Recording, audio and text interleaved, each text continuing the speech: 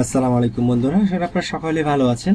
সবাইকে স্বাগতম জানাচ্ছি আমাদের আইটি সাপোর্ট কম্পিউটার কোচিং সেন্টারের প্রতিদিনকার ক্লাসে। আজকে আমাদের ক্লাস হচ্ছে 3 এবং আমাদের আলোচনার বিষয় 1 2 3 4 চারটা, অর্থাৎ how to set up margin, how to change paper size, how to change paper orientation and last হচ্ছে how to see print review. তো আসলে আমরা পেজের কাজ করার জন্য বা পেজের বিভিন্ন সেটিংস বা সেটআপ করার জন্য এটার জন্য আমাদের পেজ লেআউটে চলে আসতে হয়। এই যে পেজ লেআউট, আপনারা এখানে মেনু বার থেকে পেজ লেআউটে চলে যাবেন। চলে যাওয়ার পর এখানে মার্জিন ওরিয়েন্টেশন সাইজ দেওয়া আছে। তো আমরা ফার্স্ট টাইম করব how to set up margin.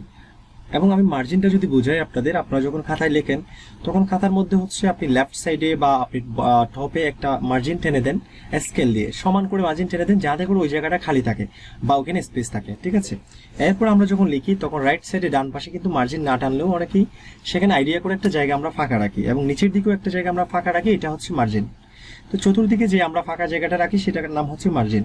So একই ক্ষেত্রে আপনি যখন ডকুমেন্টস লিখতে যাবেন তখন আপনার পেজটা নেওয়ার পর ফার্স্ট টাইম এই কাজগুলো আপনাকে করতে হবে।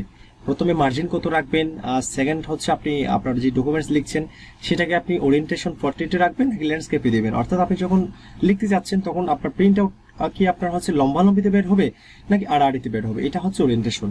এন্ড দেন হচ্ছে আপনি সাইজটা দিবেন যে আপনি কোন সাইজের ফরম্যাটে আসলে লিখবেন এবং আপনার পেপার সাইজটা কি ধরনের ফরম্যাটে হবে সেটা আপনাকে সেটআপ দিতে হবে। তো আজকে এই বিষয়গুলো নিয়ে আলোচনা করব। তো আমি মার্জিন নিয়ে আলোচনা করি। তো মার্জিনের জন্য মার্জিন নামের যে এখানে যে অপশনটা আছে এখানে ক্লিক দিবেন। এরপর এখানে মূলত আপনার বেসিক্যালি এখানে নর্মাল বাই ডিফল্ট এটা দেওয়া থাকে। তো আপনি এখানে কাস্টম মার্জিন দেখতে পাচ্ছেন, এখানে ক্লিক দিবেন। ক্লিক দিয়ে দেখেন এখানে টপের মধ্যে 1 ইঞ্চি দেওয়া আছে। তো 1 ইঞ্চি দেওয়া আছে মানে এটা বাই ডিফল্ট আছে। তো আপনি যদি চান যে উপরের মার্জিনটা আপনি হচ্ছে 3 ইঞ্চি নেবেন তাহলে এখানে 3 দিবেন, তাহলে 3 ইঞ্চি হয়ে গেল। অর্থাৎ আমি একটু ক্লিয়ারলি বোঝাই, যখন হচ্ছে বিভিন্ন প্রতিষ্ঠানের প্যাডের মধ্যে আপনি লিখবেন, ডকুমেন্টস টাইপ করে যখন আপনি ধরেন একটা নোটিশ আপনার টাইপ করতে হচ্ছে, নোটিশ টাইপ করে একটা আপনার প্রতিষ্ঠানের একটা পেজ বা আপনার প্যাডের মধ্যে সেটা প্রিন্ট দিতে হবে। তো সেক্ষেত্রে আপনাকে কিন্তু প্রতিষ্ঠানের যে প্যাড আছে সেখানে উপরের দিকে ওই প্রতিষ্ঠানের নাম দেওয়া থাকে, ঠিকানা দেওয়া থাকবে এবং একটা যা যা দরকার সেগুলো কিন্তু ওখানে অটোমেটিকলি দেওয়া থাকে বা বাই ডিফল্ট ওখানে হচ্ছে তারা এগুলো প্রিন্ট দেওয়ার সময় দিয়ে দেয় এবং আপনার যেই জায়গাটুকু খালি আছে ওখানের মধ্যে প্রিন্ট দিতে হবে। তো সেক্ষেত্রে আপনি উপরে টপের মধ্যে কতটুকু অংশ তাদের যে লোগো আছে, তাদের যে প্যাডের যে হেডার বলা হয় হেডার আছে সেটা আপনি মেপে নেবেন বা আপনি স্কেল করে নেবেন। তারপর সেই অংশটাকে আপনাকে এখানে মার্জিনে এসে টপ থেকে কেটে নিতে হবে, অর্থাৎ টপে আপনি সেই অংশটা এখানে বসিয়ে দিবেন যে এতটুকু আপনার মার্জিন থাকা চাই। যেমন বিভিন্ন ধরনের যে বাইনানামা হয়, চুক্তিনামা হয়, যে স্ট্যাম্প সরকারের যে স্ট্যাম্পগুলা সরকারি স্ট্যাম্প, তো সেই স্ট্যাম্পের মধ্যে দেখবেন যে আপনার উপরের দিকে একটা স্ট্যাম্পের লোগো থাকে, 100 টাকা 50 টাকা বা যত টাকার স্ট্যাম্প হোক সেখানে একটা লোগো দেওয়া থাকে। তো আপনি যখন প্রিন্ট দিবেন তখন আপনাকে এটা কিন্তু মনে রাখতে হবে যে আপনার লোগোর উপর যাতে কোনো প্রকার আপনার ডকুমেন্টসটা প্রিন্ট না হয়। তো সেক্ষেত্রে তো আপনি সেটা স্পেস দিয়ে পারবেন না, আপনাকে মার্জিন সেট আপ করে নিতে হবে যে এতটুকু মার্জিন আমার থাকা চাই, অর্থাৎ আমার যে স্ট্যাম্পের লোগো থাকবে সেইটুকু আমার এখানে মার্জিন থাকবে। এরপর মার্জিনের পরে গিয়ে আমার লেখাগুলো টাইপ হবে, অর্থাৎ খালি অংশটুকুতে আমার লেখাগুলো টাইপ করতে হবে। ওকে, তো এই হচ্ছে মার্জিনের ব্যাপার স্যাপার। সো আপনি যদি চান টপের মধ্যে বেসিক্যালি স্ট্যাম্পের ক্ষেত্রে হচ্ছে আমরা দিয়ে দিই 4.6 থেকে স্টার্ট করি। তো আমরা 4.6 হচ্ছে দেই স্ট্যাম্পের ক্ষেত্রে। এরপরে 4.7 4.8 যতটুকু যে চাই, অর্থাৎ অনেকে কিন্তু ওখানে স্বাক্ষর করে মার্জিন স্ট্যাম্পের নিচে অনেকে স্বাক্ষর করে বা অনেক কিছু লেখেই, তো সেক্ষেত্রে একটু ফাঁকা রাখতে হয়। 4.6 থেকে শুরু করে 4.89 এর ধরনের দিয়ে থাকে, ঠিক আছে। তো এই হচ্ছে টপ। এরপর বটমে যদি চান যে আপনি 2 ইঞ্চি খালি রাখবেন 2 দিবেন, আর রাইটে যদি চান যে আপনি এতে আপনি স্যাটিসফাইড নন 2 ইঞ্চি দিবেন, সেক্ষেত্রে 2 দিতে পারেন, সমস্যা নাই। তো আপনি মার্জিন যতটা দিতে চান সেটা সেট আপ করে ওকেতে ক্লিক দিবেন। দেখেন আমি যখন এখানে ক্লিক দিলাম তারপর দেখেন আমার উপরের দিকে যে টপ মার্জিন আমার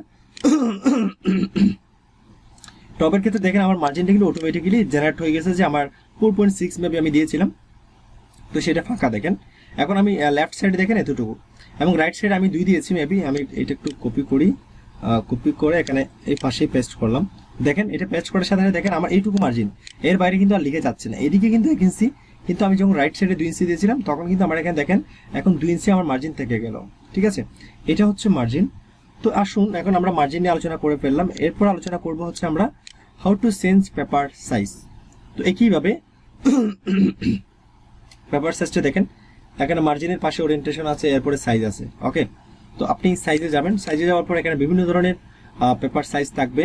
তো সেখান থেকে আপনি কোন এই যে ডকুমেন্টসটা আপনি টাইপ করলেন বা আপনি প্রিন্ট দিবেন সেটা কোন ধরনের পেজে আপনি প্রিন্ট দিবেন বা আপনার ডকুমেন্টসটার সাইজ কি হবে, তো সেটা আপনি এখানে সাইজ থেকে এসে A3 হবে না A4 হবে নাকি B4 হবে, বা আপনার লিগ্যাল হবে কিনা বা আপনার লেটার সাইজ হবে কিনা, তো সেটা আপনি এখানে অবশ্যই সেট আপ করে নেবেন। তারপর আসুন যে আপনার ওরিয়েন্টেশন মানে আপনার পেজের যেই ওরিয়েন্টেশন সেটা কি ধরনের হবে। আপনি কি লম্বালম্বিতে প্রিন্ট করবেন, আপনার ডকুমেন্টসটা কি লম্বালম্বিতে হবে নাকি আড়াআড়িতে হবে। তো সেক্ষেত্রে ওরিয়েন্টেশনে যাবেন, এরপর পোর্ট্রেট দিলে এরকমই থাকবে, ল্যান্ডস্কেপ দিলে তখন দেখবেন যে আপনার ডকুমেন্টসটা কিন্তু আড়াআড়ি হয়ে যাবে। দেখেন আমার এটা কিন্তু আড়াআড়ি হয়ে গেছে, যখন আমি ওরিয়েন্টেশন পোর্ট্রেট দেবো তখন আমার লম্বালম্বিতে চলে আসবে। ওকে, তো এই হচ্ছে মূলত আমাদের ওরিয়েন্টেশন এবং আমাদের পেপার সাইজ বা মার্জিন। আরো অনেকভাবে করা যায়, এটা সেটা হচ্ছে দেখেন আমি পেপার ওরিয়েন্টেশন এখান থেকে করলাম। আপনি চাইলে মার্জিনে গিয়ে কাস্টম মার্জিনে যাবেন, সেখান থেকে এখানে দেখেন পেপার আছে, পেপারে গিয়ে আপনি চাইলে হচ্ছে সাইজ দিতে পারেন, এখানে সাইজগুলো এখানেও আছে, এখান থেকেও আপনি সাইজটা দিতে পারেন। এরপর মার্জিনে এসে দেখেন ওরিয়েন্টেশন এখানেও আছে, এখানে পোর্ট্রেট দিতে পারেন, পোর্ট্রেট দিলে দেখেন এখানে পেজটা প্রিভিউ দেখাচ্ছে যে এটা পোর্ট্রেট হচ্ছে কিনা, বা ল্যান্ডস্কেপ দিলে এটা আড়াআড়ি হচ্ছে কিনা এটা দেখাচ্ছে। তো আমি পোর্ট্রেট দিলাম, এরপর ওকে দিলাম, দেখেন আমার কিন্তু এটা পোর্ট্রেট হয়ে গেল। তো এইভাবে আপনারা এখান থেকেও সেট আপ করতে পারেন, আমি দেখিয়ে দিলাম দুইটা। এরপর হচ্ছে how to see print preview. Print preview এটা হচ্ছে আপনারা সকলেই বুঝেন, আমি প্রিন্ট দেওয়ার পরে আমার এই যে ডকুমেন্টসটা আমি যে প্রিন্ট দেবো, এই ডকুমেন্টস প্রিন্ট দেওয়ার পরে মূলত আমার কি ধরনের পেজে বা কোন ধরনের প্রিন্টটা হবে, তো সেটার জন্য আপনি চাইলে প্রিন্ট প্রিভিউ দেখার জন্য অফিস বাটন এখানে ক্লিক দিতে পারেন। এখানে ক্লিক দিয়ে প্রিন্টে নিয়ে যখন আপনি কার্সরটা রাখবেন প্রিন্টের উপর, তখন পাশের দিকে কিছু মেনু আসবে, সেখান থেকে প্রিন্ট প্রিভিউতে ক্লিক দিলে আপনার প্রিন্ট প্রিভিউ দেখাবে। ঠিক আছে, অর্থাৎ এখান থেকে আপনি চাইলে প্রিন্ট প্রিভিউ দেখতে পারেন, বা আপনি কন্ট্রোল ফাংশন 2 এটা চাপ দিলেও কিন্তু প্রিন্ট প্রিভিউ দেখাবে। এই যে কন্ট্রোল ফাংশন 2 চাপ দিলে প্রিন্ট প্রিভিউ দেখাবে, অর্থাৎ আপনার এই ডকুমেন্টসটা হচ্ছে প্রিন্ট দেওয়ার পর কি ধরনের পেজে, অর্থাৎ পেজটার মধ্যে কি ধরনের, অর্থাৎ কি আকারে আপনার প্রিন্টটা হবে বা কোন দিকে কিরকম থাকবে। দেখেন এই ধরনের হুবহু এইরকম পেজের মধ্যেই প্রিন্টটা হবে, বা প্রিন্ট হলে আমার এইরকমটাই দেখাবে। এটা হচ্ছে প্রিন্ট প্রিভিউ। ওকে, তো আশা করি আমি আজকে যে ক্লাসটা ছিল আমাদের ক্লাস 3 এর যে লেসনগুলো 1 থেকে 4 এগুলো আমি আশা করি আপনাদের বুঝাতে সক্ষম হয়েছি। যদি কোনো বিষয় আপনারা না বুঝে থাকেন সেই বিষয়টা আবারও আপনি স্কিপ না করে হচ্ছে যারা স্কিপ করেছেন ভিডিওটা, তো আমি তাদেরকে বলবো ভিডিওটা না টেনে একদম শুরু থেকে আবারও দেখুন, তাইলে বুঝবেন সবকিছু। কেন হতে পারে আপনি জানেন না এমন কিছু আমি বলেছি, বা আবার অনেকেই বা আমার চাইতে আরো ভালো পারতে পারেন বা ভালো কিছু জানেন, তো সেক্ষেত্রে আপনি হয়তো বা খুঁটিনাটি যে বিষয়গুলো আলোচনা করেছি সেখান থেকে কোনো কিছু আপনার অজানা থাকতে পারে। তো সেক্ষেত্রে আপনি হচ্ছে সবগুলো মনোযোগ সহকারে দেখলে ইনশাল্লাহ সবকিছু বুঝতে পারবেন আমি যা জানি আলোচনা করলাম।